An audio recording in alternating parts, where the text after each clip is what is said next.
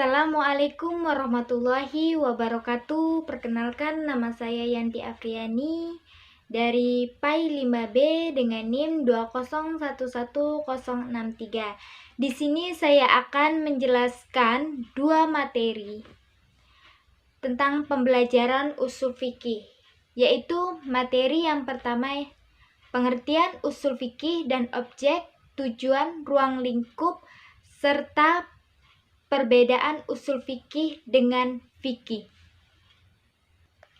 Langsung saja di sini saya akan menjelaskan pengertian usul fikih. Pengertian usul fikih secara etimologi terdiri dari dua suku kata, yaitu usul dan fikih. Berikut ini pengertian dari masing-masing kedua suku kata tersebut.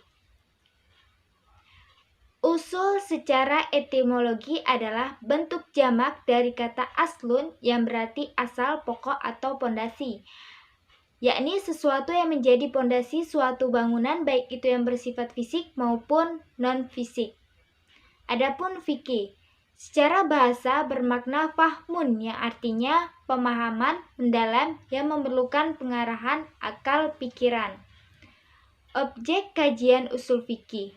Objek kebahasan fikih adalah perbuatan mukallaf, Islam, balik, dan berakal, ditinjau dari hukum syara, wajib, haram, dan mubah. Objek pembahasan ilmu usul fikih ialah tentang dalil yang masih bersifat umum, dilihat dari ketetapan hukum yang umum pula. Tujuan mempelajari usul fikih.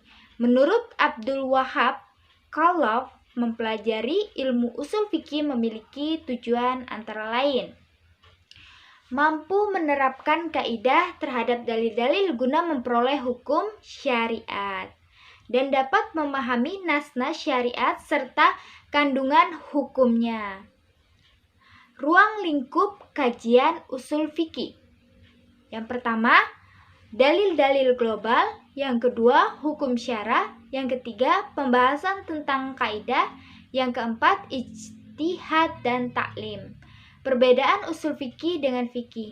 Dilihat dari objek pembahasannya, ilmu usul fikih membahas tentang kaidah-kaidah yang bersifat umum, kuli, dan hukum yang bersifat umum. Adapun yang menjadi objek pembahasan ilmu fikih adalah dalil yang bersifat juz'i, sehingga menghasilkan hukum juz'i pula yang berhubungan dengan perbuatan mukallaf.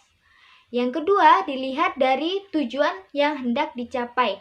Usul fikih bertujuan untuk dapat menerapkan kaidah-kaidah yang bersifat kuli terhadap nas-nas syariat, sedangkan ilmu fikih bertujuan untuk menerapkan hukum syariat terhadap perbuatan dan ucapan mukallaf.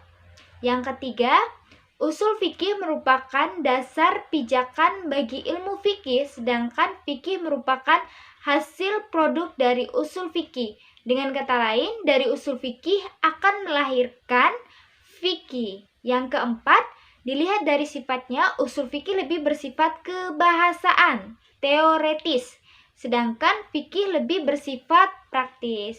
Nah, itulah materi yang pertama.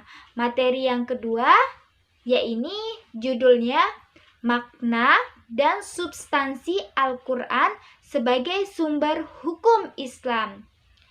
Pengertian Al-Quran. Al-Quran secara bahasa berarti bacaan, sedangkan selain kata Al-Quran, yaitu kata Alkitab. Menurut bahasa, Alkitab adalah tulisan, sesuatu yang tertulis tetapi sudah menjadi umum di dalam ajaran Islam. Untuk nama Al-Quran, yaitu kalam Allah Ta'ala yang diturunkan dengan perantara malaikat Jibril kepada Nabi Muhammad SAW. Kedudukan Al-Quran sebagai sumber hukum Islam. Berbicara tentang sumber hukum Islam, para ulama sepakat bahwa Al-Quran menempati urutan yang pertama dan utama setelah Al-Quran adalah Al-Hadis, yang kemudian disusul dengan ijma dan qiyas.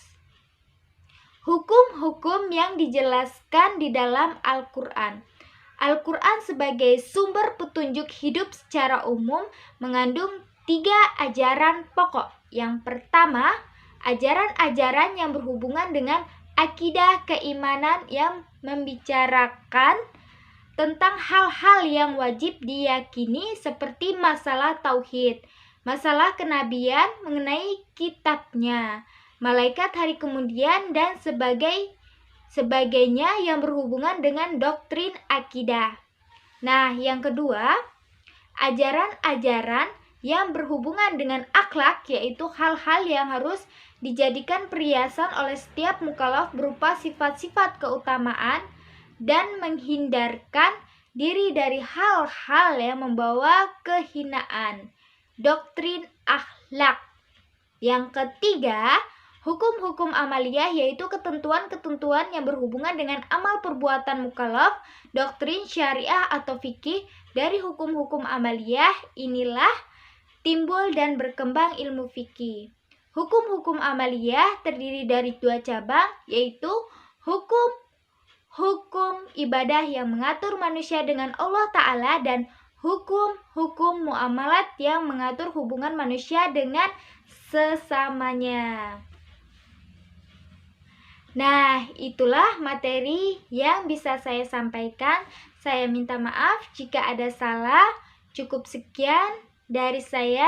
Wassalamualaikum warahmatullahi wabarakatuh.